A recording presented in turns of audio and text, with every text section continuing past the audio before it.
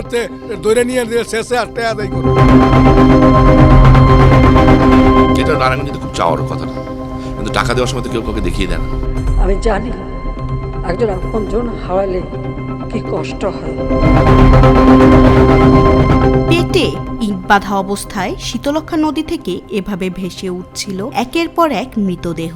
নারায়ণগঞ্জের শীতলক্ষার পার তখন স্বজনদের আহাজারিয়ার আত্মচিৎকারে যেন ভারী হয়ে উঠেছিল। ডুবুরি দিয়ে একে একে তুলে আনা হয় 7-7টি মরদেহ, আর তা দেখে কান্নায় ফেটে পড়ছিলেন খুন হওয়া সেই মানুষগুলোর স্বজনেরা, যাতে সরাসরিভাবে জড়িত ছিলেন স্বৈরাচারী আওয়ামী লীগের দোসররা। বলছি নারায়ণগঞ্জে সেই চাঞ্চল্যকর 7 খুনের ঘটনা নিয়ে, যা সে সময় নাড়িয়ে দিয়েছিল গোটা বাংলাদেশকে। অথচ 7 খুনের প্রধান কুশীলব হাসিনার ঘনিষ্ঠ শামীম ওসমান ছিলেন ধরাছোঁয়ারও বাইরে। সেই সময় তৎকালীন নারায়ণগঞ্জ কাউন্সিলর নজরুল ইসলাম এবং আইনজীবী চন্দন সরকার সহ নিখোঁজ হন 7 জন। এর 3 দিন পরেই শীতলক্ষা নদী থেকে উদ্ধার করা হয় তাদের লাশ।